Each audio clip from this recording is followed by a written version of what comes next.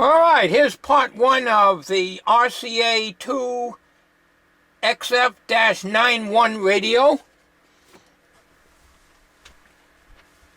I hope I got a good angle here. I think from the viewfinder it looks like it's in, pretty much. In view, that is. This is a 1200 ohm resistor. I had to add an extension wire on it. It's disconnected right now because I have not yet put the filter caps in. Let me see if I can get down in there a little bit. It's very crowded in there. As I told you before, tube sets are much easier for me to work on, but there are crowded chassis, and this particular radio is one of the very crowded chassis. Let me see here. I can get you down in there a little bit. Let's see, where are we here? Okay.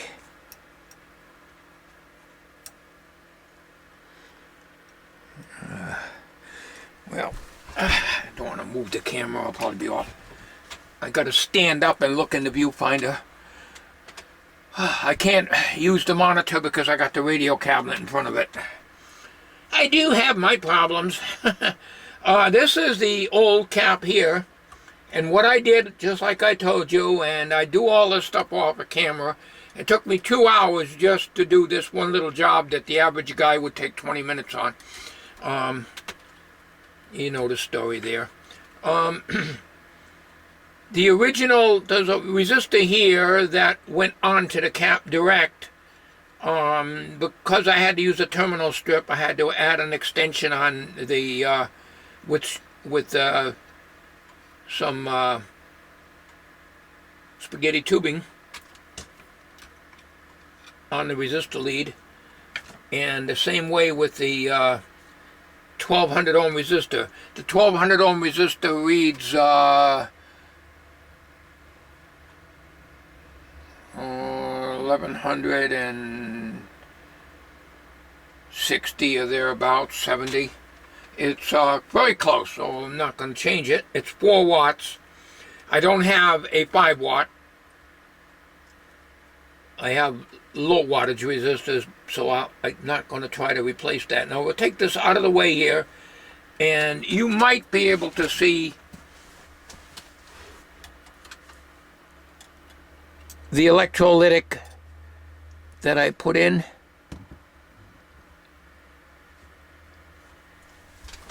Not the electrolytic, the terminal strip on the electrolytic. What I did is I cut off all the wires off the can electrolytic, left the terminals sticking out, and then I took you might be able to see this, I hope so. I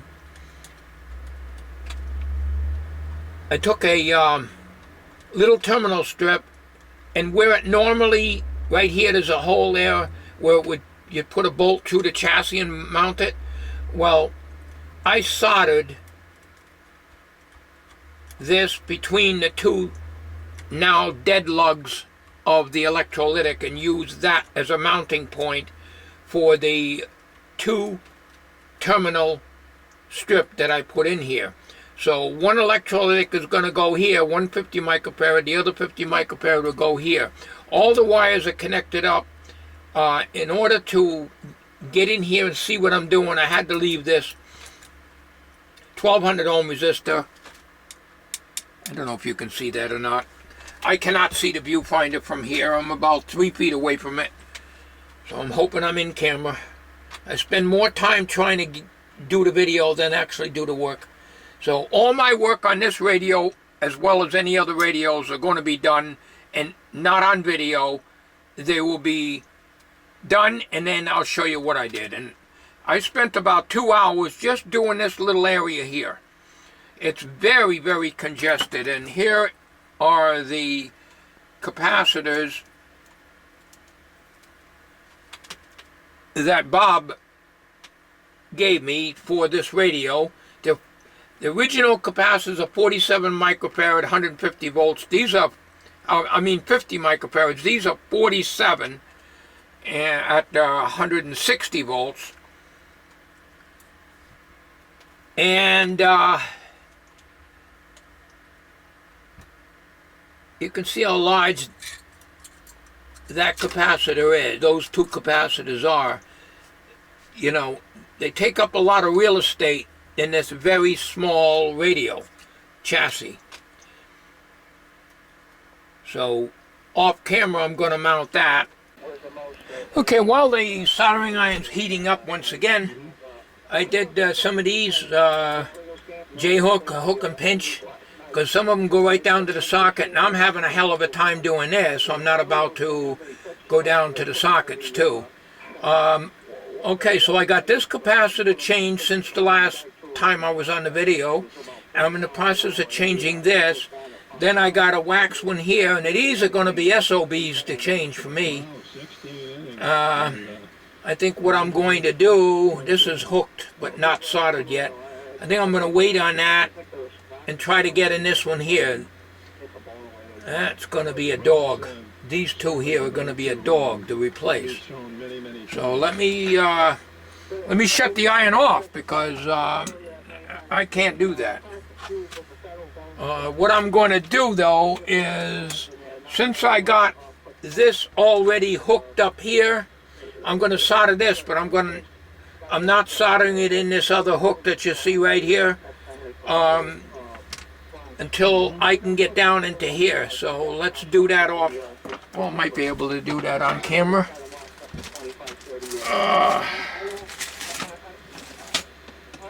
Got to be a contortionist in this shop, I'll tell you folks. I didn't get that. Alright, let's get the iron right there. I'm dropping a lot of solder in my radio.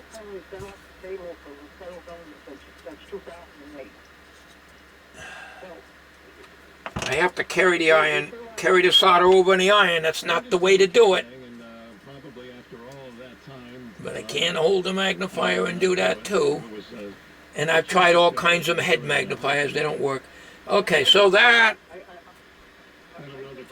little spit on the finger to make sure. Okay, so that's out of the way right now. We know where that goes. It goes on the slider of the volume control, and it's a .01. So we're going to remove these, well, one at a time. Oh man. Alright, I can see one end I can get at, the other top end. Let's put this iron back into the holder here and shut the station off for now. Tin the iron. Put it away. Alright, let me get my self in here. Let's see. We got that one's going to be okay for now.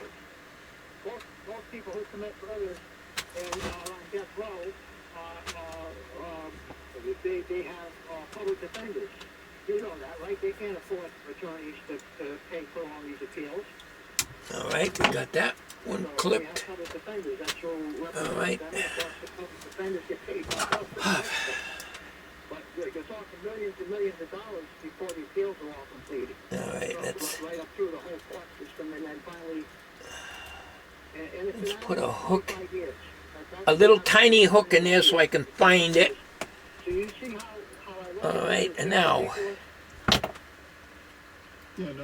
oh, that's right up in there. But what about a terrorist who supplies something to another terrorist that blows things up? Should there be a death penalty there? Oh boy, it's behind Okay. To me, I don't think that the resistor. I told you some of the reasons. One, Let's see here. That somebody was really innocent. I get that. yeah. Oh, this is going to be, you can see why I do hit hook and pinch. And then a lot of these wires, the leads are coated with wax. I don't have an X-Acto knife. I have a razor blade, but it's too big and clumsy to get in there. I gotta cut that. That's gonna be fun trying to J-hook that one. All right. right. It's a good. It's always a good topic. We'll talk some more about it. I can't even see to get the cutters on there. Michael Ross would probably still be in jail today, or the serial killer from this area who preyed on young girls. And the reason he got the death penalty, he wanted to get the death penalty. So they gave it to him. Welcome, you're on the air. Hi. 0047. All right, so that's what goes in there, 0047. Bob gave me a bunch of capacitors for the radio, but what I've been doing is, until now, I've been using my stock, but that's all right. Bob replaces them. But Bob buys quite a bit of parts, more than the radio needs, really. 0047 from TubeRadios.com, which is Sal's Capacitor Corner. I haven't bought any in a long time from him, mainly because I haven't been doing any radios. A lot of you are commenting on this. You know, glad to see me back into it. Well, sometimes they get a little frustrating working on them, but you know, if I can't do tube stuff, I might as well hang it up, because I cannot do solid state because it's too crowded. You know, normally an AM radio is pretty much a piece of cake. Let me turn this off. Normally it's a piece of cake with AM because you don't have the crowded chassis, but this is AM and FM, so you have, you know, more components and everything's more crowded. And then that goes for shortwave sets too. Oh man. I'll take my screwdriver out. Man, I tell you, I wish I had an X-Acto knife. I gotta go out and buy one.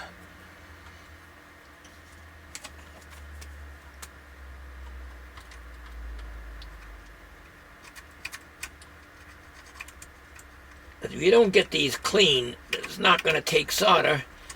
And you try to solder to it, and the solder rolls off, and it gets into the chassis. I've already dropped some solders in the chassis already, and my eyes are so bad. I don't mean to be complaining, but I am frustrated with it.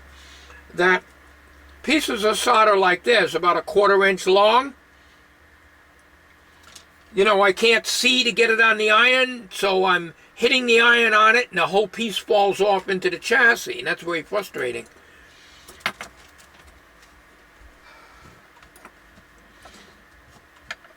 Yes, it would be easy if I can work under a camera, but I can't. I got the camera, but I just can't coordinate. I cannot work under a camera. Believe me, I've tried it. I've tried it with the cell phone. I cannot do it. Yes, it expands the video, but I can't work under it. You know, that's what the point I was trying to make to some of my viewers in the past. Let's see, where are we now? Let's see, is that on the same thing here? This all seems to join one area. I mean, I could come out, this little wire this little lead here that I cut that's standing here alone now because of the way it was connected to the capacitor, connects to the same terminal as this. Now I can Mickey Mouse it and put my capacitor on this J-hook. I really don't want to do that. That's a crappy way to work. It's bad enough I have to work like this. But I'm sure I'm not the only guy that works like this. Guys with better vision than me do this type of work. It amazes me, like good old Ron C. in Florida there, he takes the radio all down to the bare chassis. I can't do that kind of stuff. I can't. You're talking to an old tinkerer here. I just want to get this radio going. I'll try to clean the chassis up a little bit. All right, let me stop this video here. This is getting too long. All right, I brought the camera closer. It's awkward. I got it on my lap actually with the tripod. See that little pigtail there from the capacitor I cut out. Electrically it goes to here, okay? Now I could, instead of trying to struggle in that cramped area there, I have to put a J-hook in that yet. I haven't done it. It might be easier just to tack it onto here, but you can see what I'm up against on this. It's just a crowded mess. And there's the 1200 ohm resistor that I had to extend the leads. There's the electrolytics, and yes, the lead, this is touching the chassis, but it's grounded. You may not be able to see it. There's a terminal strip here, and in the center of the terminal strip, you know, where the little L bracket is bolted to the chassis, or riveted in this case. Okay, well, there's a hole above that, and I just soldered in that. I had to really get it hot to get to take, and shoved both negative leads of these capacitors in there. There's just no room here to do anything. And all this mess in here, which you probably can't see because everything's in the way here. I had to do the capacitors last. Well, actually, this here was done last. Oh, wrong way here. And you notice I'm using the Sony. So,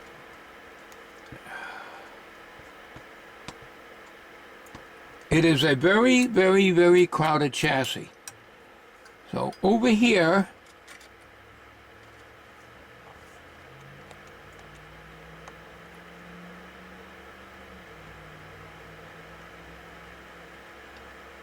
that is going to be even worse.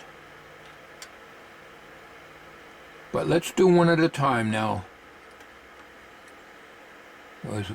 I never do more than one capacitor at a time because I'll lose my place. I mean, yes, I got the schematic and got the parts location diagram, the complete Sam's copy for this radio. But still in all, it takes, you know, I want to make sure that each part comes out, another one goes in before I start on the next one. And this is hooked up here. It goes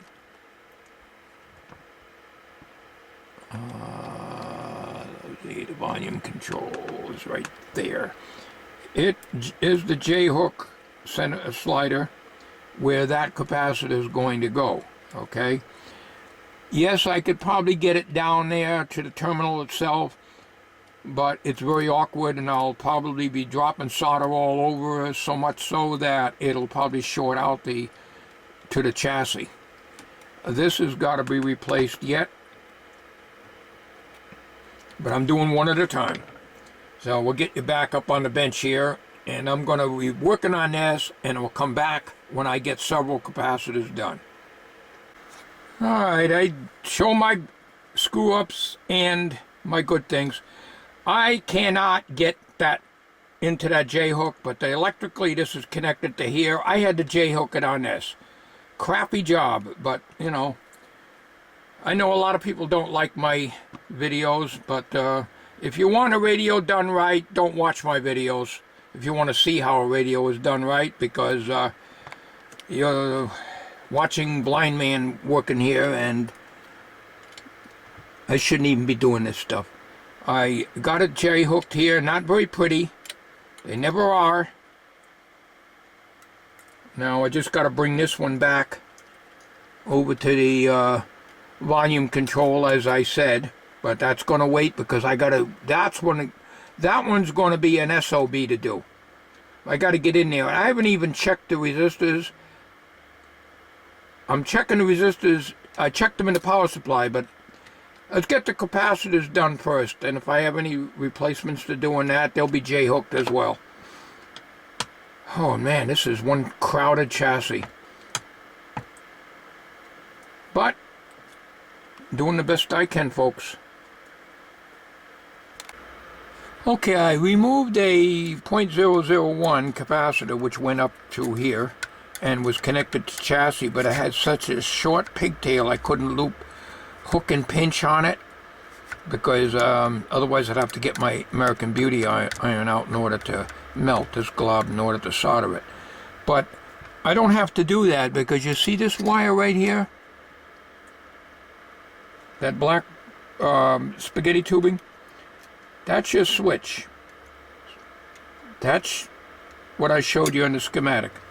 So what we're going to do is we're going to cut this off here, because we got to redo the wiring for the you know, for the line cord and so forth. So we're going to cut it here, we're going to put a hook in it, and we're going to use that for the grounded side of the capacitor, because that's the only way I can do it. And this is a 0.001 microfarad, 10%, 200 volts. It's a little guy. So we're going to change that, and then we still got to do this one up here, which I've already checked out, and we're going to cut that back. There goes my phone every single time I'm doing a video. But I've been getting all telemarketers anyways. I've already heard from Bob, so I know it isn't Bob calling me. Oh, should turn my phone off when I'm out here. I've got the volume slider control J-hooked over here, and under here was done earlier. So I got these capacitors all in, of course. So I got this wax to replace, and that little tiny 001 capacitor here. I have to make sure that I do not put in a regular cap for the death cap. So I got to check where that death cap would be located on the chassis here, because I do not want it. I think it might be that 4700 picofarad cap that I pointed out earlier, and I think that's probably a disc. If it's a ceramic disc, I wouldn't even worry about it. Alright, I know the pictorial's upside down because the radio chassis happened to be sitting that way. C34 is a ceramic disc right here. Here's the selenium rectifier. It's right there. That's a ceramic disc. I'm not even going to worry about that, because this is going to have a polarized cord on it. The hot's going to be switched. So there's no danger as long as we got a polarized cord on it, which it will have, either a cheater or a regular cord that I'll hardwire in here. And I'm not going to worry about it. Now, if it was one of these caps, yes, I would get rid of them very, very quickly. So I took off the wire that went to switch to ground, because I'm going to redo the wiring on this. And I'm going to use this pigtail. I got to shorten it a little bit and put a J-hook in it, so I don't have to worry about trying to solder to the chassis. And here's the other end of the here's the little pigtail I'm going to J-hook and put the 001. It's a low voltage cap. It's only a 200 volt, but I've got 630 volts. I have to just dig out a 001 somewhere. So I just wanted to make sure that wasn't the death cap, but it isn't, because obviously it's not on the line at all. But I did want to double check it. So that's it down there. I'm not even going to worry about it. It's kind of buried in there anyways, and it's going to be a nightmare to try to get at it. I got to do this one yet. Sorry about the lap holding my tripod on my lap here. And I'm really spending too much time on this video, but I do want to show you how I'm going along on this radio. And I'm not too happy with my workmanship. A lot of J-hooking, but of course I did that on the Hallicrafters S86. Every component that I replaced in there was all J-hooked, and they're just as good, if not better, than the coil method. Yes, the coil method, you can remove it, but why would you want to remove it unless you're messed up? By the time these caps go bad, well, we'll be worm food and then dust after that, so it isn't going to matter. So the next step is to deal with this cap here. So I'm going to replace this and put the new 001 in here, and I might even do this all off camera. Stay tuned. Alright, here's the .001 that was in there, that little tiny wax cap. We utilized the ground, we just twisted it together and soldered it good. That's the wire that was originally connected to the switch. We've got a 10K resistor here. It's one of those carbon comp, but she reads right on 10K, so we're not going to change it. It goes to the compensating tap on the volume control. Over to the tone control here, and we are and we're going to put a .002 cap from the tone control to the center of the, let's see, not the center, one side of the volume control, which happens to be a ground point. So we're going to replace that cap. I just wanted to show you what we did. We got this cap up in here, replaced. So we're getting there. Now, as I go along, I'm checking resistors, but I haven't checked any through here, but all through this power supply circuit and everything, I have checked them. So there's a lot to check. And, you know, I haven't even checked the output transformer. I should have done that for continuity. Primary and secondary, usually the primary is what goes, and the speaker. So, because I don't think Bob plugged this in, I haven't tested the tubes yet. I really should have done that before doing anything on this, but I've already done it. So we're going to move on here, and we'll join you when I get that cap checked and get some of these resistors tested here. Okay, my resistor color wheel is way off. Brown is almost like purple. It's very hard. The thing's about 45, 50 years old anyways. And I go by the color wheels. I cannot remember my resistor color codes. I never could. I know some of them, like brown, black, and green would be 1 meg. This is brown, green, brown, 150 ohms cathode resistor, so I'm going to test that. I had a 470,000 ohm resistor, which I checked out, and it read 452,000. So I think it's within 10%, and it's buried right in that cluster, so we're not going to attempt that. The job is getting very sloppy as it is, because of my eyesight, and I have to cut corners and do, well, I've always done hook and pinch, always. And before I did that, I used to tack them on the tube pin. In other words, wouldn't do anything but just tack solder. And I still do that to this day if I can't get any more wires into the terminal. So let me proceed on this. We got a lot more to do here. Okay, brown, black, and yellow is supposed to be a 100,000 ohm resistor.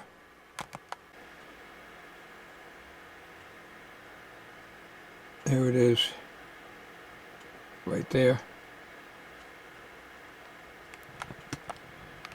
So we're reading 109,000.1, so we're close enough. We're not going to change that either. Now, we got a problem here, and I may leave this. I'll check the schematic.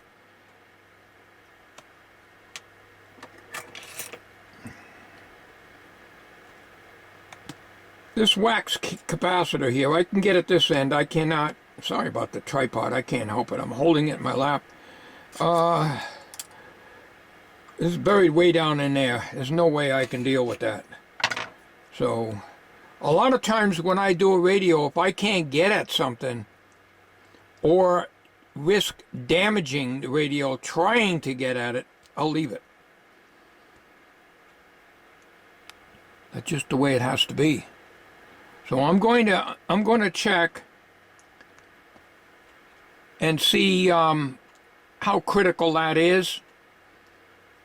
It might be a simple bypass cap. It's just a wax cap, of course, but I'm not going to be able to do anything with it. In addition to that, other than that wax cap, it looks like all the others are checked out, changed out, I should say.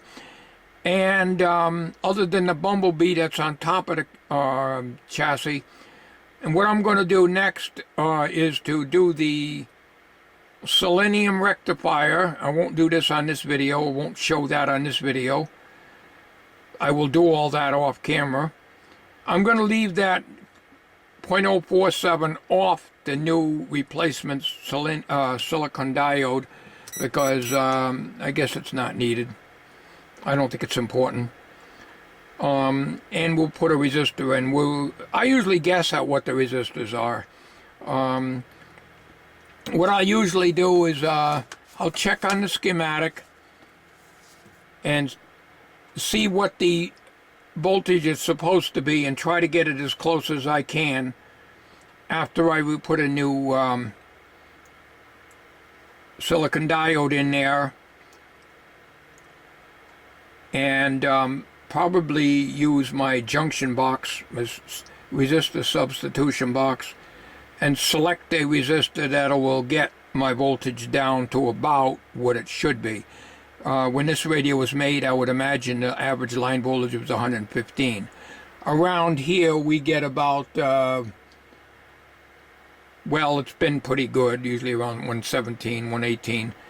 So whatever the line voltage is at the time, I will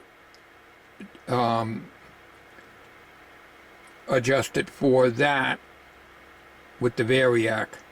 I want to answer one question that somebody asked me, and that is, one of my viewers on the last video I made, the only video I made of this radio showing what I'm going to be doing,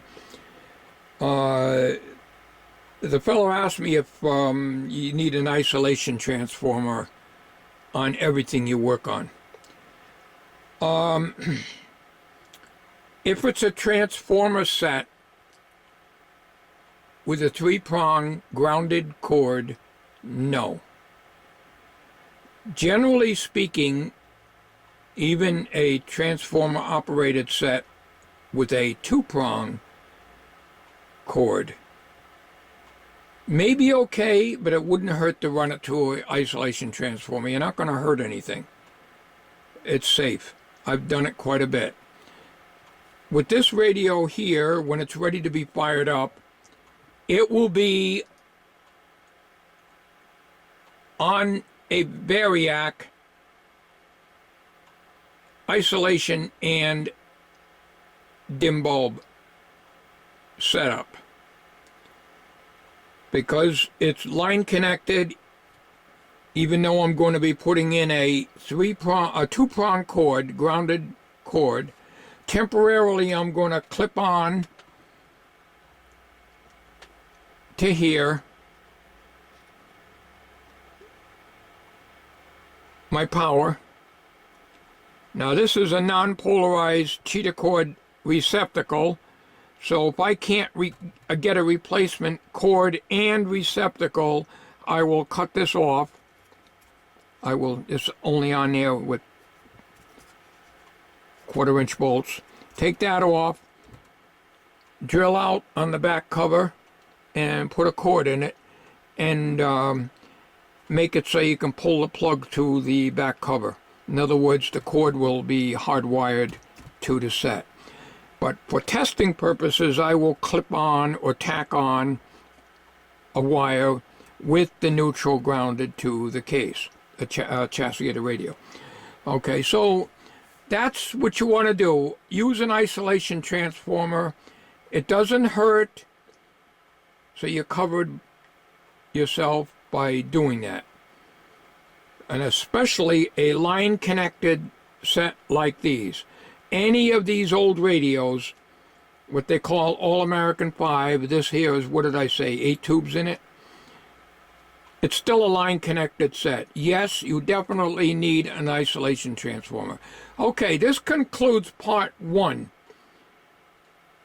I got a lot more work. I'm going to do that all off camera, and we'll see you in part 2 whenever I get a chance to get it together and do the job. Thanks for watching.